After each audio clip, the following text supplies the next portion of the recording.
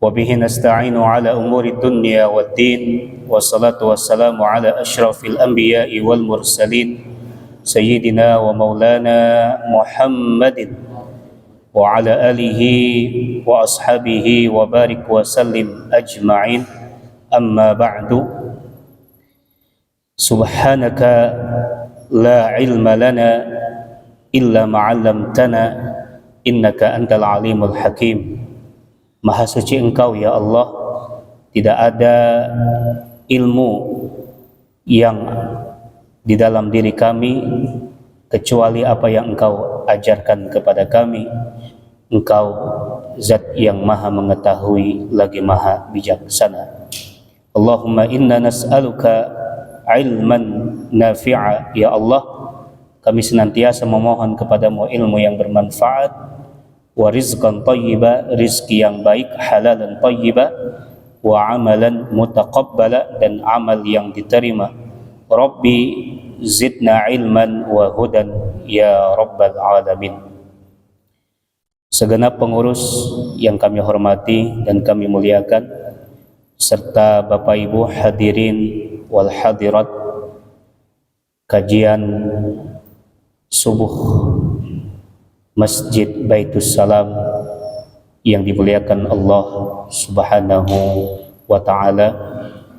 Pertama dan utama, marilah kita senantiasa memanjatkan puji dan syukur atas limpahan nikmat dan karunia-Nya, terutama nikmat bahwa iman masih bersemayam di dalam kalbu kita. Iman yang menggerakkan kaki kita melangkah ke masjid ini, melaksanakan sholat subuh berjamaah, disaksikan oleh para malaikat dan dijamin oleh Allah Subhanahu wa ta'ala dari segala macam mara bahaya. Salawat dan salam senantiasa tercurah limpahkan kepada suri tauladan kita, pemimpin umat, khatimul anbiya wal mursalin, Nabi Muhammad sallallahu alaihi wasallam, kepada keluarganya, para sahabatnya, para pengikutnya, dan kita selaku umatnya insyaallah istiqomah mengikuti ajaran dan sunnah Rasulullah sallallahu alaihi wasallam. Sudah bisa?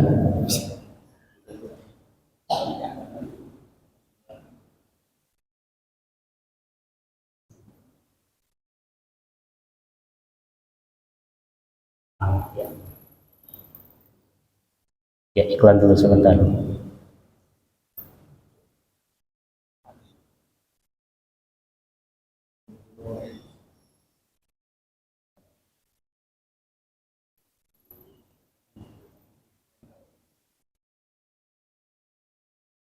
Perlu saya bantu?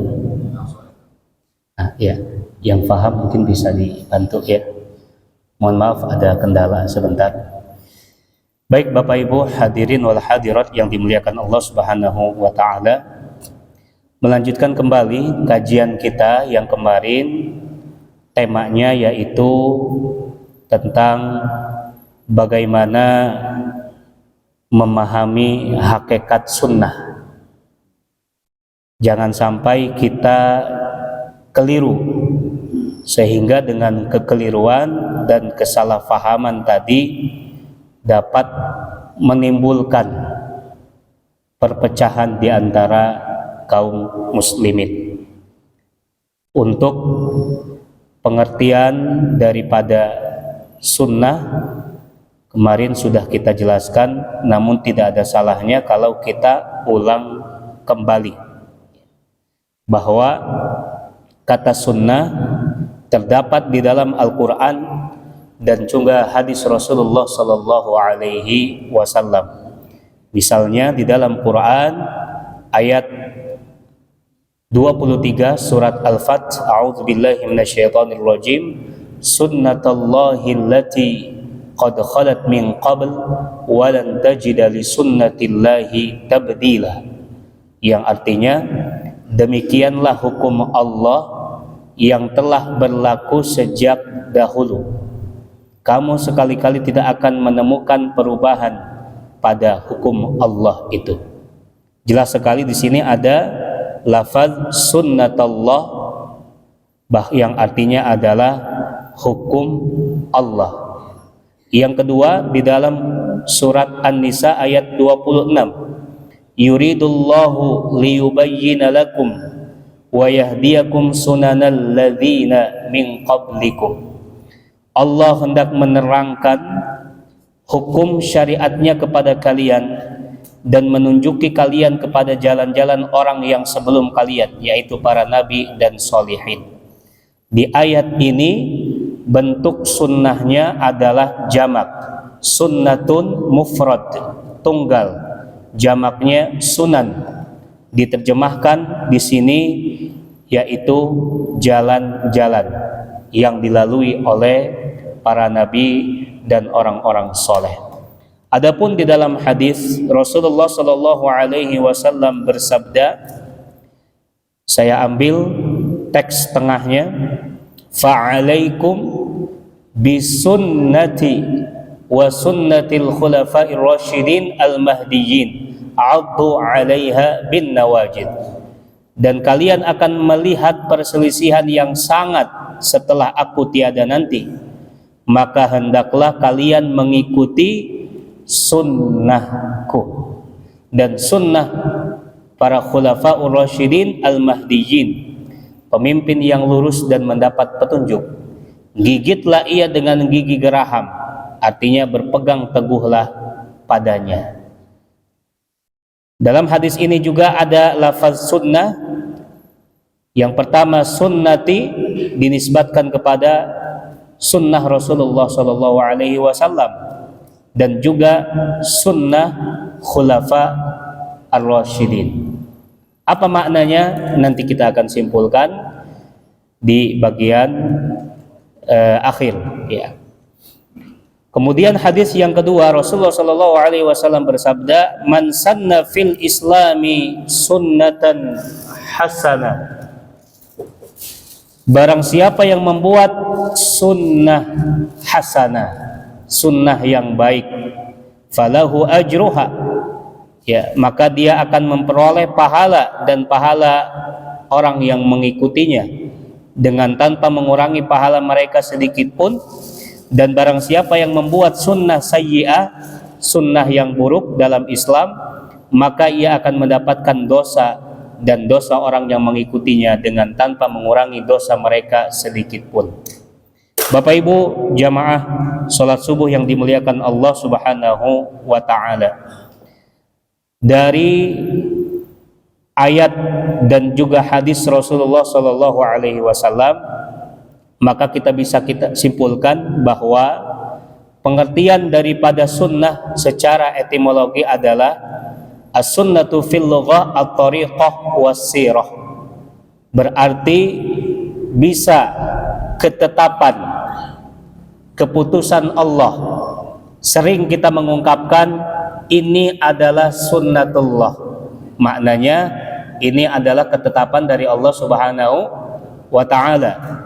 Yang kedua, bisa jadi metode ataupun jalan.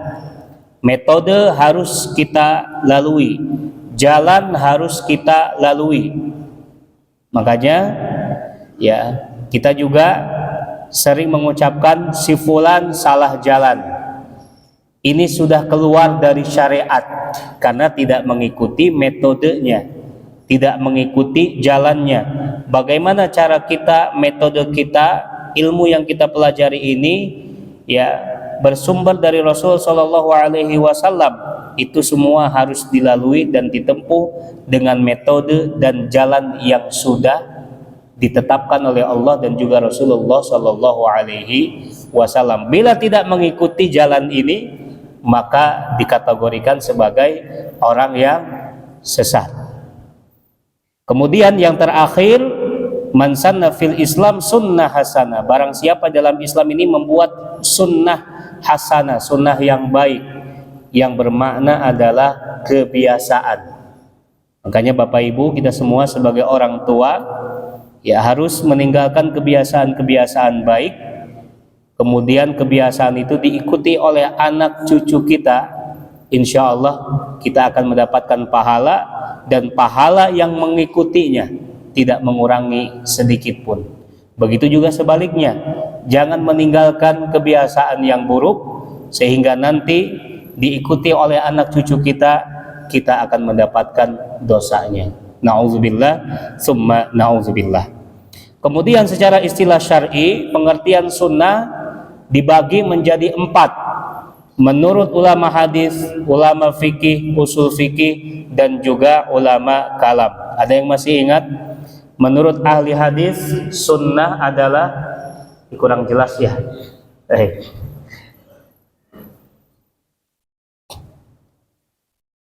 Apa Bapak Ibu? Menurut ahli hadis, kalau kita sedang belajar ilmu hadis, bahwa sunnah adalah apa saja yang berasal, bersumber, dinisbatkan kepada Rasulullah Shallallahu Alaihi Wasallam, baik perkataannya, perbuatannya, atau takrirnya, sikapnya Nabi, begitu juga sifat khalqiyah atau khuluqiyah. Ada ulama yang menambahkan sejarah beliau, ya, dari mulai beliau lahir sampai wafat, itu juga termasuk daripada sunnah Rasulullah Shallallahu Alaihi Wasallam. Jadi kalau ada orang yang mengatakan ini hadis dari Rasulullah Shallallahu Alaihi Wasallam, kita bisa percaya, bisa juga tidak. Saya melihat Rasulullah Shallallahu Alaihi Wasallam begini dan begitu, bisa percaya, bisa tidak. Makanya itu tadi, kita harus melakukan metode, cara bagaimana bisa menentukan bahwa itu betul-betul bersumber dari Rasulullah Shallallahu Alaihi Wasallam. Apa bedanya sunnah dengan hadis Rasulullah Shallallahu Alaihi Wasallam? Kalau sunnah, apa yang semua berasal dari Nabi.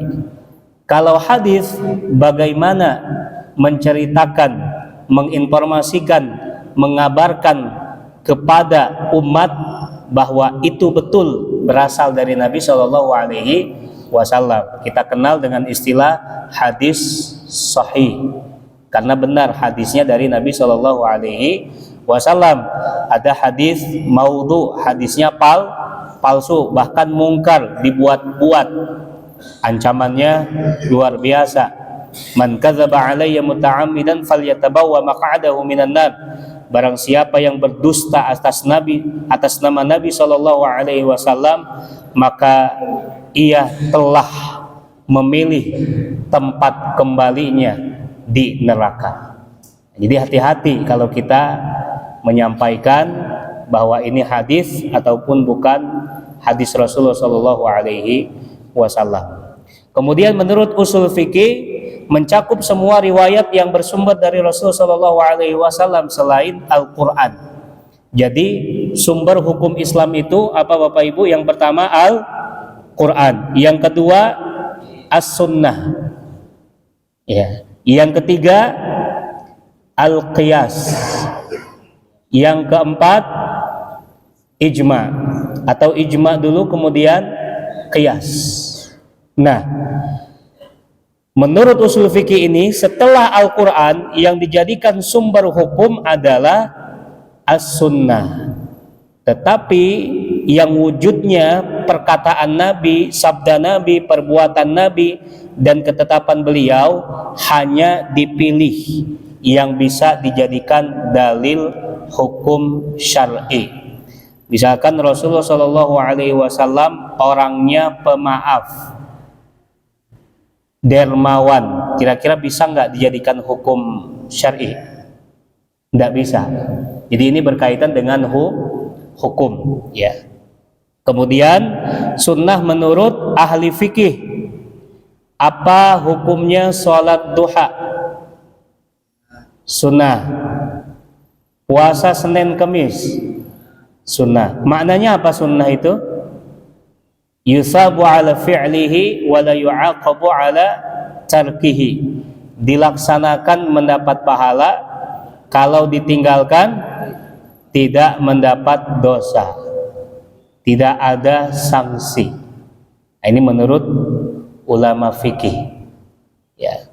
Kemudian menurut ahli kalam, ahlul mutakallimin yang mempelajari tata bahasa dalam bidang akidah juga, bahwa sunnah itu sesuatu yang berselisih pada yang bid'ah.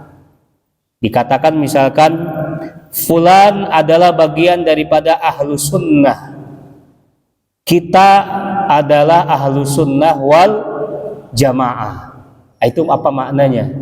Ya, kalau sesuai dengan apa yang disabdakan dikerjakan Nabi Shallallahu Alaihi Wasallam, maka kita dikategorikan sebagai pengikut sunnah. Sebaliknya, fulan pelaku bid'ah jika amalannya berselisih pada apa yang telah disebutkan.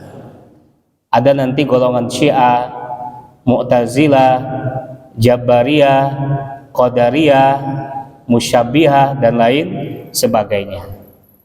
Baik, Bapak Ibu yang dimuliakan Allah Subhanahu wa taala. Sekarang kita perdalam lagi kedudukan sunnah terhadap Al-Qur'an dari sisi ilmu usul fikih yang menjadi sumber hukum Islam setelah Al-Qur'an, yaitu as-sunnah. Apa kedudukannya? Apa fungsinya as-sunnah ini? Yang pertama, bayan takriri atau takkidi, memperkuat hukum yang sudah ada di dalam Al-Qur'an. Allah Subhanahu wa taala berfirman, wa aqimus shalah wa atuz zakah.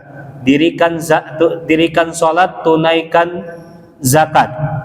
Apakah ada hadis juga yang menerangkan atau memerintahkan untuk melaksanakan salat? Ada. Rasulullah SAW bersabda, buniyal Islam ala khamsin. Islam didirikan atas 5 pondasi. Syahadatu alla ilaha illallah wa anna Muhammad Rasulullah wa tuqimus shalah wa tu'tiyaz zakah. Jadi hadirnya as-sunnah ini untuk memperkuat. Yang kedua, bayan tafsiri, merinci ayat Al-Quran yang masih bersifat mujmal atau global. Kalau kita kesulitan memahami kata lafaz ataupun kalimat di dalam Al-Quran, maka as-sunnah hadir untuk menjelaskannya. Kemudian bayan tasyri'i atau ziyadah, menetapkan hukum yang belum terdapat di dalam Al-Quran. Bayan taghyiri, melakukan perubahan terhadap apa yang telah ditetapkan oleh ayat Al-Quran. Jadi Al-Quran dan as-sunnah ini tidak bisa dipisahkan. Seorang mukmin tidak mungkin hanya mempelajari Al-Quran saja, tidak mau mempelajari as-sunnah. Maka kedua-duanya harus dipelajari. Kemudian sunnah dan status hukumnya, ini konteksnya dalam ilmu fikih. Yang pertama, boleh untuk Nabi Shallallahu Alaihi Wasallam, tapi hukumnya haram bagi umatnya. Jadi tidak semua sunnah itu kita harus mengikuti apa yang dilakukan oleh Rasulullah Shallallahu Alaihi Wasallam. Contohnya apa? Berpuasa wisol. Apa puasa wisol? Terus menerus, wasola, wisol. Kalau baca Quran ada wasol, ya, nyambung terus. Ya. Jadi tidak ada bukanya. Nah, ini tidak boleh. Tapi kalau para nabi, para rasul, ya, mereka berpuasa, kalaupun mau terus menerus tidak ada masalah, boleh bagi Nabi Shallallahu Alaihi Wasallam. Yang kedua, boleh beristri lebih dari 4 wanita. Jangan sampai bapak-bapak ya beralasan kenapa istrinya lebih dari 4. Ini sunnah Rasul, Pak Ustadz. Nah, ini kan keliru. Ya. Jadi dalihnya mengikuti apa semua yang dari Rasulullah Shallallahu Alaihi Wasallam. Ada nggak Pak yang beristri lebih dari 4? Ada. Ya, baik. Dalilnya apa? Sunnah Nabi, padahal haram untuk kita. Kemudian yang wajib bagi Nabi Shallallahu Alaihi Wasallam, tapi sunnah bagi umatnya. Apa itu? Salat duha. Bagi Nabi wajib, ya. Tapi bagi umatnya sunnah. Kalau sempat, alhamdulillah kita bisa kerjakan. Tidak sempat, kita tinggalkan pun tidak mengapa. Karena hukumnya sunnah. Ya, dikerjakan dapat pahala, ditinggalkan juga tidak mengapa. Tapi menurut ahli hikmah, kalau sunnah kita tinggalkan, kita juga akan rugi, ya. Ibarat makan saja sudah ada lauk yang utama, ayam, ikan, pengennya nambah, maunya sayur, apalagi kurang cukup, tambah tahu tempe, kurang cukup juga, tambah sambal, apalagi kerupuk, ya, lalap, ya, terus pencuci mulut, ya. Dalam hal dunia saja kita pengennya lengkap, ya, apalagi untuk akhirat kita, bekal kita usahakan semaksimal mungkin. Yang wajib kita laksanakan tentu, tetapi kalau yang sunnah juga kita laksanakan, itu masya Allah, ya, akan bisa juga menyempurnakan kekurangan-kekurangan. Kalau kita terbiasa sholat jamaah di masjid, kemudian safar tidak bisa berjamaah, sehingga harus dikosor, diringkas sholatnya, wa tammim taqsirana ya rabbal alamin, ya Rabb, barangkali ada yang kurang sempurna ibadah-ibadah yang wajib, tolong sempurnakan, wa tammim, ya. Makanya ibadah sunnah yang kita lakukan ini akan menjadi penyempurna, terutama sholat sunnah rawatib, qobliyah ataupun ba'diyahnya.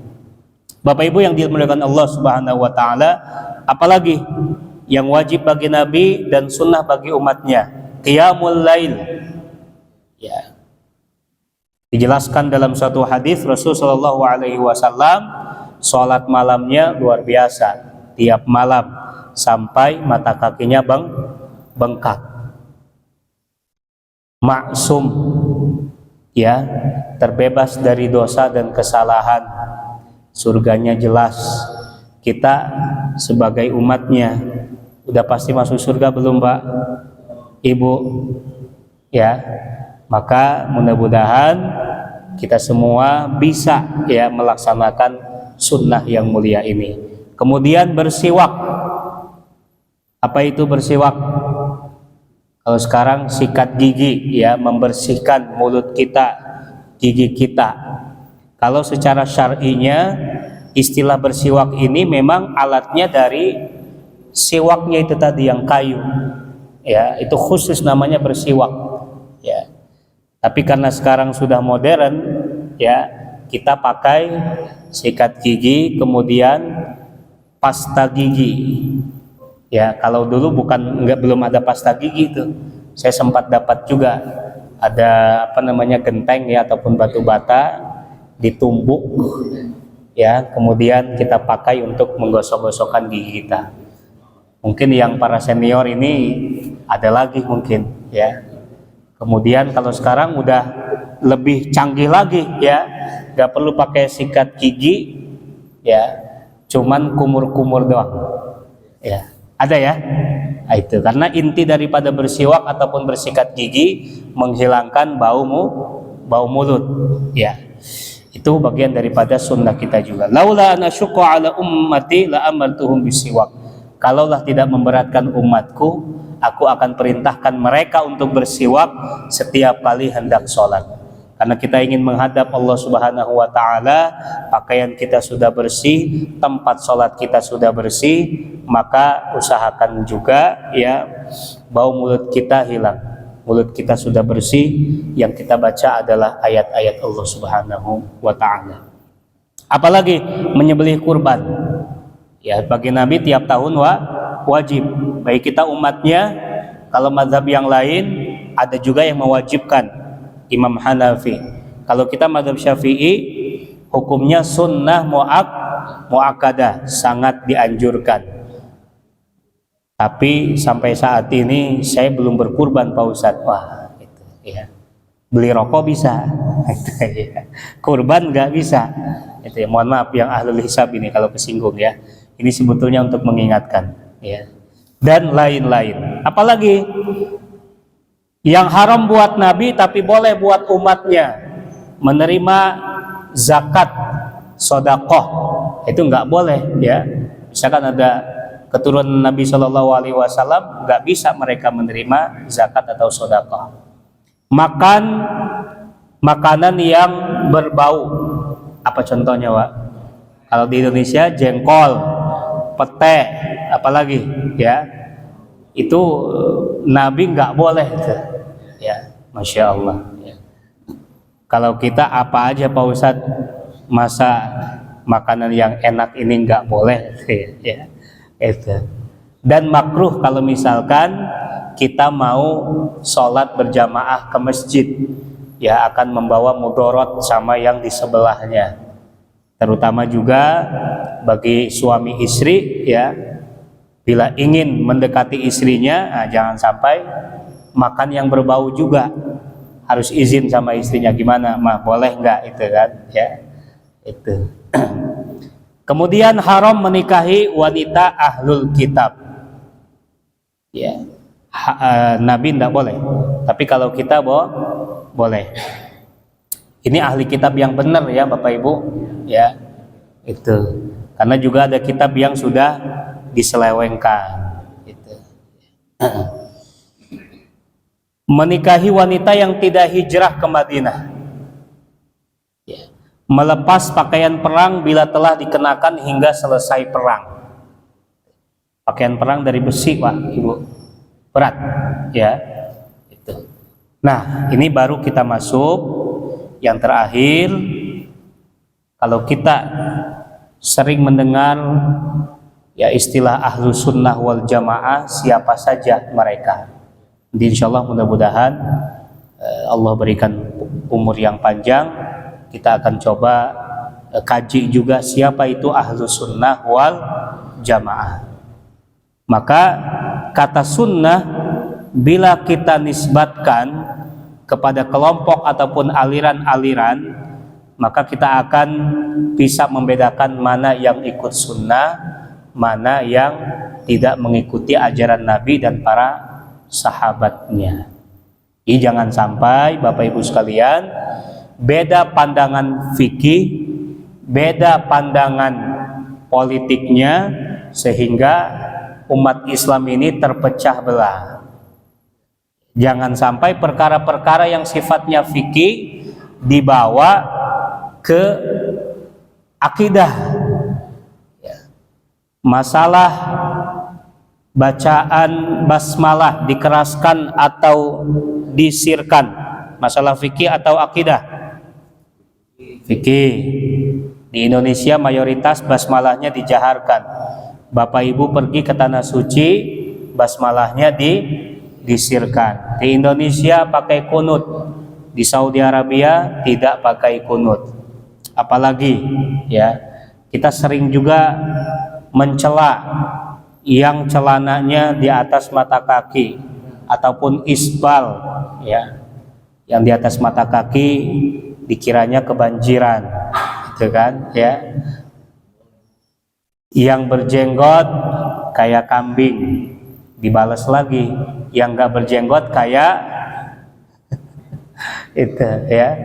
Padahal itu masalah fikih, ya. Itu.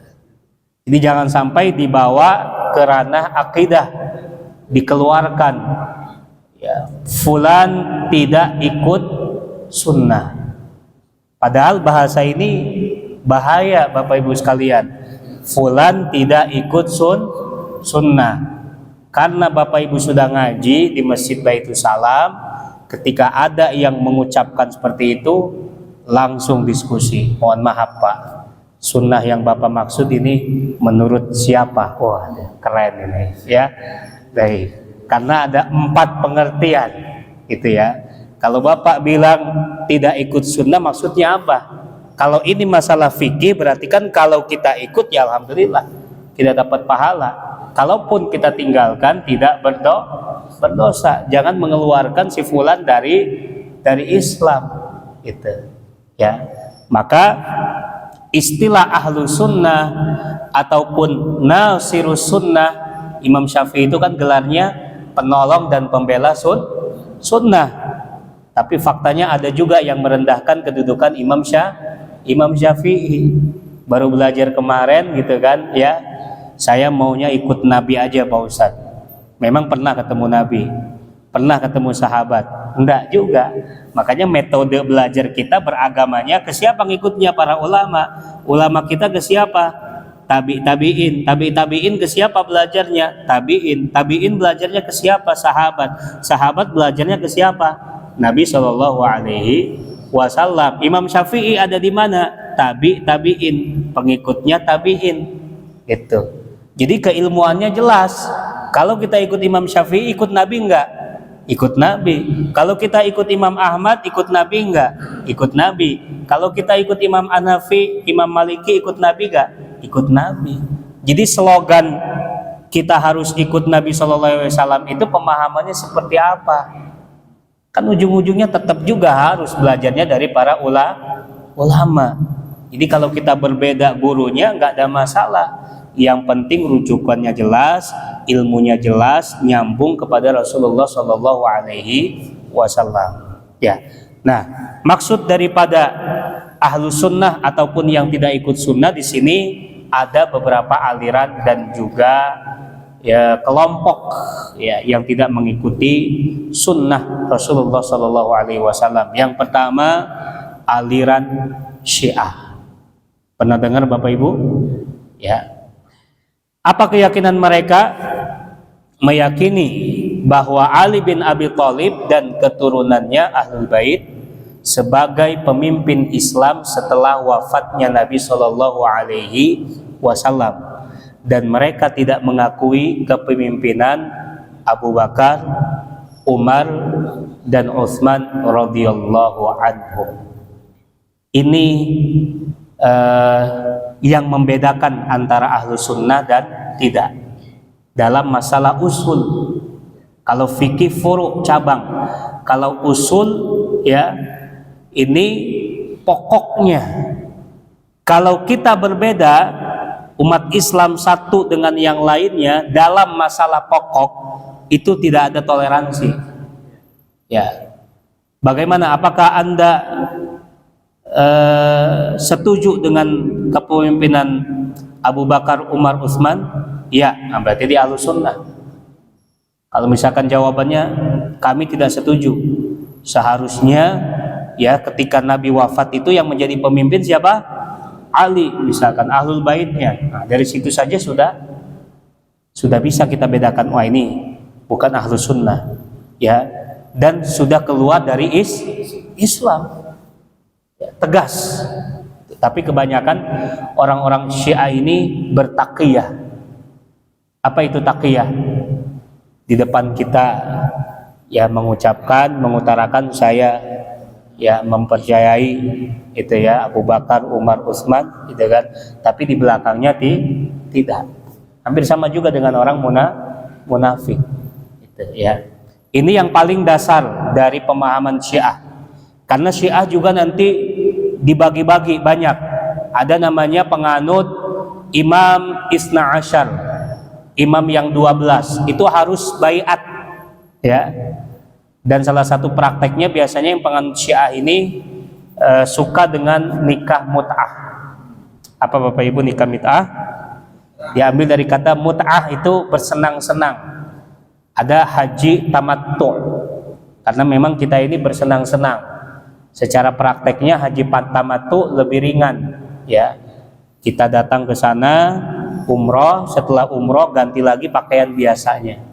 Tapi kalau haji ifrad ya, kita dari Indonesia kemudian masuk mikot pakai baju ihram ya, nunggu sampai nanti hari haji yaitu wukuf di Arafah, nggak ganti-ganti ihram terus ya. Apalagi kalau jadwalnya masih lama ke hari Arafah, sehari-harinya pakai ihram terus. Jadi memberatkan.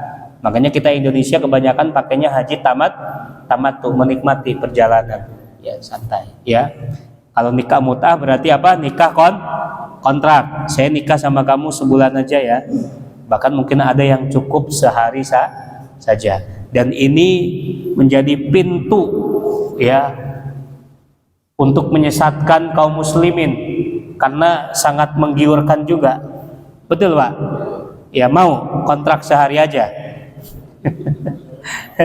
Ya, baik. Jadi insya Allah kalau kita mau kaji juga dari sisi akidah, golongan-golongan ini banyak. Ya, Syiah ini banyak sekte-sektenya. Termasuk terakhir tahun 2014, kami masih ingat waktu itu di Madinah, Arab Saudi masih memberikan ya mereka untuk umroh dan haji. Tapi ketika ada goncangan politik gitu ya, diplomasinya diputus, tidak ada lagi dari Iran, karena pusatnya Syiah itu di Iran. Walau dulunya Iran dan Irak ini banyak ulama Ahlus Sunnah, tapi banyak yang dibunuh. Ya, itu diputus hubungan diplomasinya, tidak ada lagi mereka bisa melaksanakan umroh dan haji 2014. Dan kalau mereka ke tanah suci itu, khususnya di Madinah, yang mereka kunjungi adalah Masjid Sab'ul Masajid. Di situ terjadi perang Khandaq. Siapa yang mengusulkan untuk dibuat parit? Salman Al-Farisi. Dari mana beliau? Dari Persia. Nah, jadi karena konon katanya dari keturunan Nabi Shallallahu Alaihi Wasallam ada yang menikah dengan keluarganya Raja Persia. Makanya sampai sekarang itu Syiah dengan Saudi ini terus saja, ya, karena ingin merebut apa? Ka'bah. Makanya nanti di hari akhir Ka'bah itu akan dihancurkan. Nah, ya, jadi dendam sampai hari kiamat, gitu ya, karena merasa harusnya kami yang menguasai Masjidil Haram atau Ka'bah Al-Mukarramah. Kemudian apalagi aliran Khawarij, jamak dari khuruj, exit, keluar. Apa maknanya keluar? Orang-orang yang keluar dari barisan Ali bin Abi Thalib. Alasan mendasar yang membuat golongan ini keluar dari barisan Ali adalah ketidaksetujuan mereka terhadap tahkim, penghukuman, menetapkan yang dijalankan Ali dalam menyelesaikan masalah dengan Muawiyah. Ya, jadi antar sahabat, Bapak Ibu sekalian, ya, itu berseteru juga, itu beda pandangan.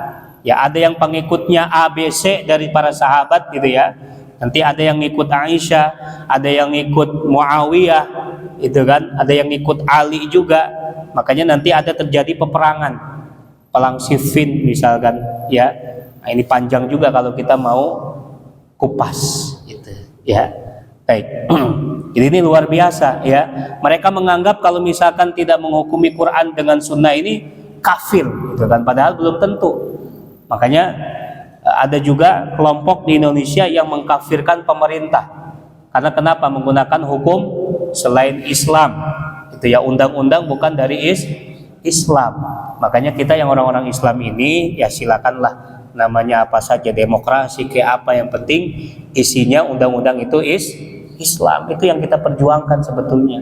Makanya kita harus melek politik. Apalagi tahun ini adalah tahun politik, itu ya. Tapi bukan politik praktis. Apalagi di masjid, ya, ustadz mengajak, ayo pilih nomor 1 misalkan. Nah, itu nggak boleh, ya. Tapi edukasi untuk politik Islam kepada umat Islam itu boleh dan harus, ya, harus melek politik. Jadi jangan golput. Nah, itu, ya. Kemudian aliran apa lagi? Ini masih ada waktunya? Ya, baik. Aliran Mu'tazilah, i'tazala ya'tazilu, yang artinya menyendiri.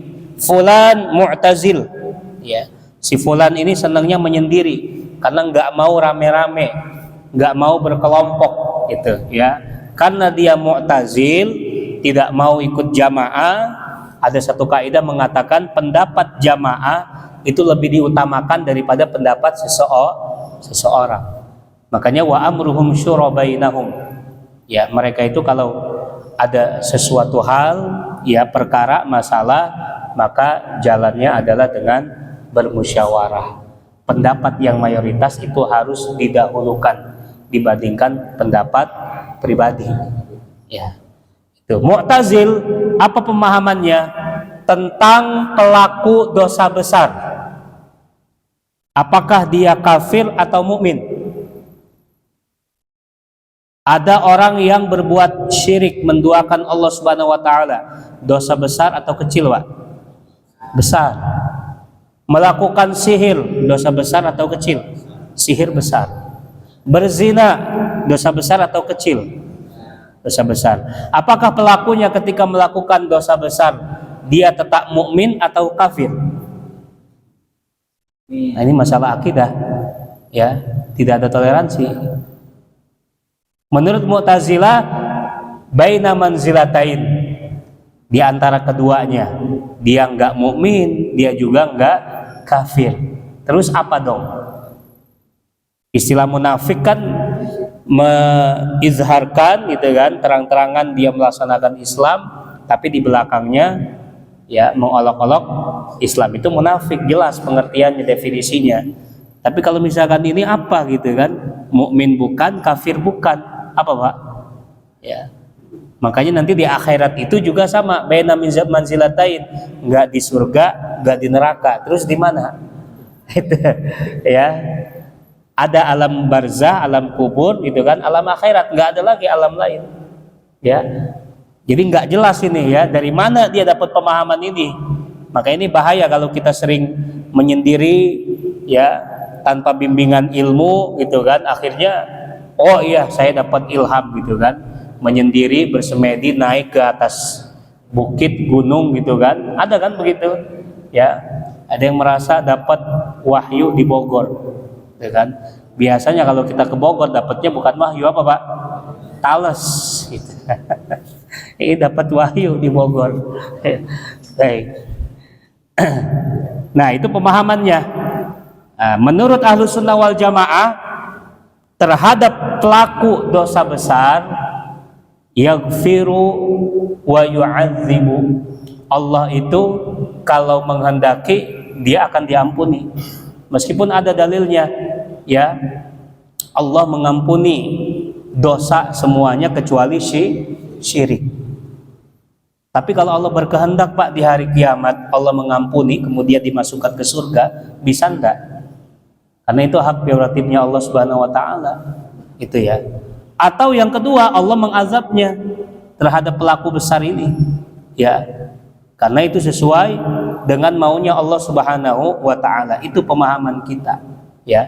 Makanya kalau dia pelaku dosa besar, taubatnya nasuha, bersungguh-sungguh tidak mengulangi lagi, ya mudah-mudahan dapat ampunan dari Allah Subhanahu wa taala. La tai'asu mir rahmatillah. Janganlah engkau berputus asa dari rahmat Allah Subhanahu wa ta'ala ya. Makanya ada hadis, yang berzina wa huwa mu'min, ya meskipun dia berzina pun tetap ya tidak menghilangkan ya status muslimnya, mukminnya, gitu kan ya.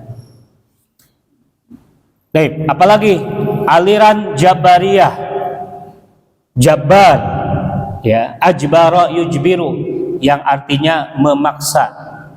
Itu mereka ya memahami bahwa atau tidak percaya bahwa Allah Subhanahu wa taala memberikan pilihan hidup kepada manusia. Semua sudah diatur sedetail dan sedemikian rupa oleh Allah. Misalkan, kenapa Anda berzina? Kenapa Anda mencuri? Apa jawabnya? Ya, ini sudah takdir saya, gitu ya. Udah harus begitu, Ustaz. Saya harus berzina, gitu. Jadi tidak dikasih pilihan, ya karena terpaksa melakukannya. Betul nggak, Pak? Betul nggak, Ibu? Pemahaman seperti ini betul nggak?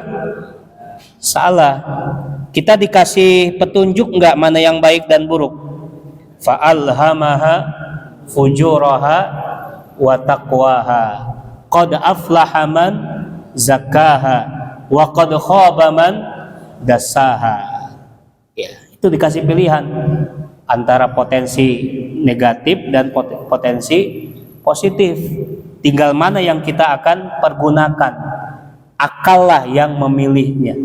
Itu ya. Baik, kemudian ada namanya aliran Qadariyah. Kebalikan, kalau tadi dia dipaksa, ya udah memang sistemnya begitu, ibarat robot itu nggak bisa protes, gitu ya. Disuruh berzina, mencuri, terpaksa. Itu kalau Qadariyah kebalikannya. Menurut Qadariyah, seluruh tindakan manusia tidak ada yang diintervensi oleh Allah Subhanahu wa taala. Betul atau salah? Jadi kehidupan ini tidak ada campur tangan Allah Subhanahu wa taala. Semuanya mutlak manusia. Makanya ada ungkapan manusia hanya berencana, Allah yang menentukan. Ungkapan seperti itu betul nggak Pak? Betul. Itu pemahaman Ahlus Sunnah wal Jamaah. Jangan sampai kita yakin betul. Besok gimana Pak? Hadir tanpa mengucapkan insya Allah.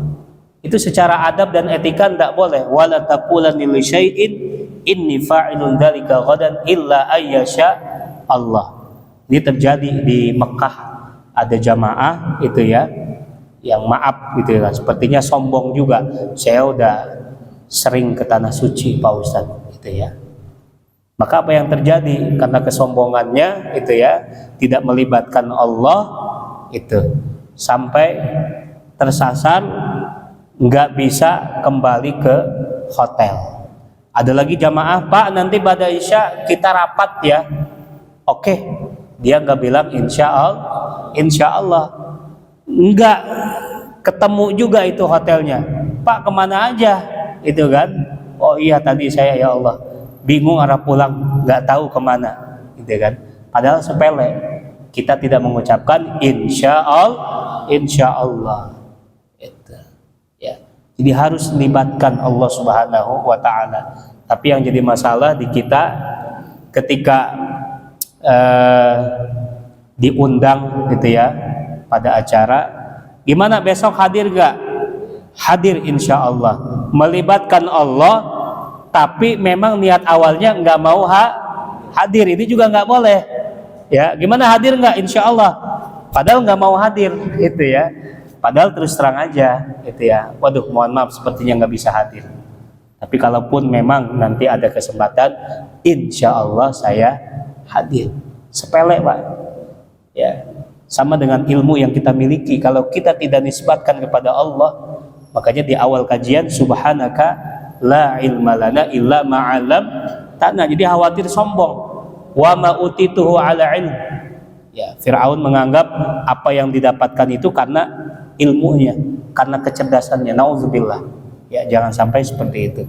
Kemudian ada aliran musyabbihah. Syabbaha yusyabbihu.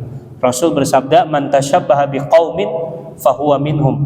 Barang siapa yang menyerupai suatu kaum, maka dia termasuk dari bagian kaum tersebut.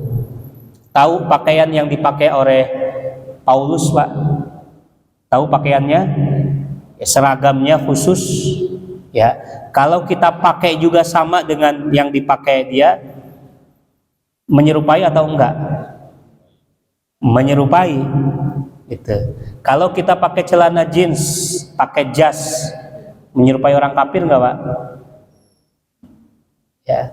Ustadz pakai celana jeans, ada itu ya yang sinis, kok Ustadz pakai celana jeans gitu ya, itu boleh enggak Pak? Nah, jadi yang dimaksud menyerupai itu dalam hal apa yang menjadi kekhususan dalam ibadah mereka, pakaiannya, ritualnya, tata cara ibadahnya, ada yang begini, itu sama menyerupai itu ya. Apalagi banyak. Kalau misalkan dalam hal dunia, celana ya, kemudian handphone kita, laptop kita, siapa yang buat Pak? Orang kafir kan gitu ya. Makanya ada di film Sang Pencerah itu yang nggak mau naik kereta dia karena buatan orang kafir. Debat itu ulamanya, gitu kan, ya. Itu. Dikiranya kita menyerupai, padahal tidak. Nah, maksud di sini adalah menyerupakan Allah dengan makhluknya dan atau menyerupakan makhluk dengan Allah. Yadullahi fawqa aydihim, tangannya Allah di atas tangan mereka. Maksudnya apa, Pak? Allah punya tangan, iya, tapi nggak tahu tangannya Allah itu seperti apa. Sami'um basir, Allah maha melihat, maha mendengar. Tapi bagaimana pendengaran dan penglihatannya Allah? Apakah sama dengan makhluknya? Itu. Ar-Rahmanu 'alal arsy istawa. Dialah Allah Ar-Rahman, istawa, bersemayam di atas arsy. Gambarannya gimana, Pak? Makanya kalau kita kaji ilmu akidahnya, ya, ada dua mazhab, ada dua pandangan. Yang pertama menetapkan. Kita menetapkan apa yang Allah ucapkan di dalam firman-Nya dalam Al-Qur'an. Bersemayam, ya sudah, terserah Allah aja. Mau bersemayamnya kayak gimana kita nggak usah tanya. Wassu'alu anha bid'ah.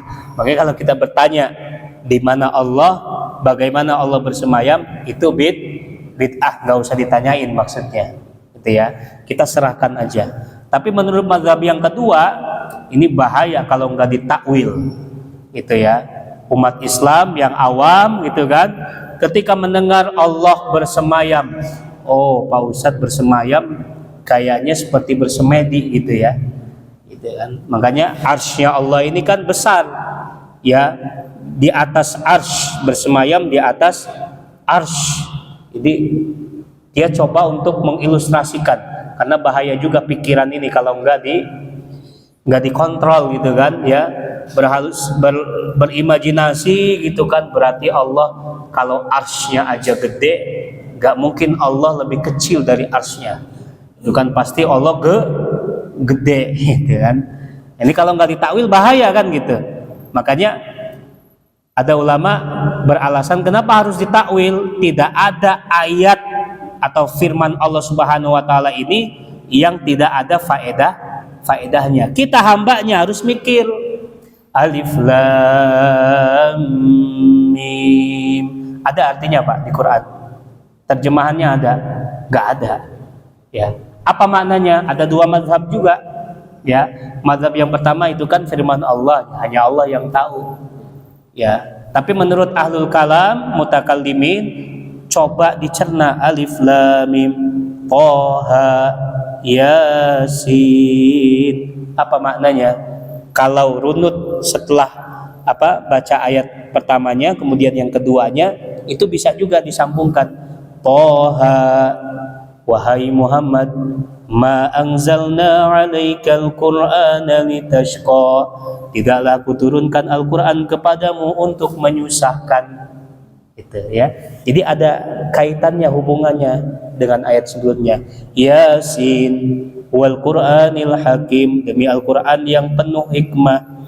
Innaka laminal mursalin, sesungguhnya engkau adalah utusan kami.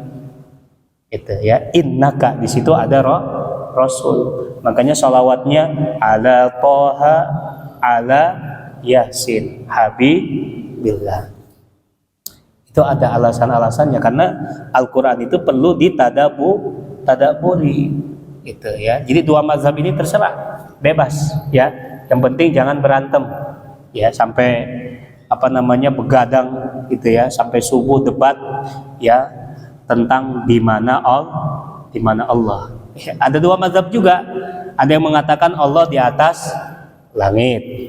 Ya, kalau yang mayoritas Allah itu maujudun bila hudud wala makan. Ya, yang mayoritas meyakini Allah itu ada tapi tidak dibatasi oleh ruang dan tempat. Itu, ya. Baik. Nah, ini yang musyabbihah. Kemudian aliran Jahmiyah. Apa ini? Mengingkari seluruh nama-nama Allah dan sifat-sifatnya, serta menganggap nama-nama sebagai majas, cuman kiasan doang. Allah Maha Rahman, Maha Rahim itu kiasan, hakikatnya nggak ada. Kalau kita ahlu sunnah wal jamaah, yakin gak Pak Allah punya nama dan sifat? Walillahil asmaul husna fad'uhu biha. Dan Allah memiliki nama-nama yang indah, fad'uhu biha, memintalah kepadanya. Makanya diantara adab berdoa kita kepada Allah Subhanahu wa taala, kalau kita memohon ampunan, sebut namanya. Ya Ghaffar, Ya Ghafur, Ighfirli. Minta rizki, Ya Razaq, Ya Razaq, Urzuqni. Minta apa lagi? Belas kasihan, Ya Rahman, Ya Rahim, Irhamni, Irhamna. Dan Allah lebih senang kalau kita mau doa itu sebutkan dulu namanya, itu ya. Dan itu salah satu sebab cepat ya di doa kita dikabulkan oleh Allah Subhanahu wa taala. Baik Bapak Ibu yang dimuliakan Allah Subhanahu wa taala, karena kita dibatasi oleh waktu, saya menjelaskan secara singkat saja. Kalau lebih detailnya lagi terhadap kelompok-kelompok yang menyimpang dari ajaran Islam, insya Allah mudah-mudahan kita diberikan kesempatan lain, kita akan sama-sama juga mengkaji dari sisi akidahnya. Masih ada waktu, barangkali ada yang ingin bertanya, silakan.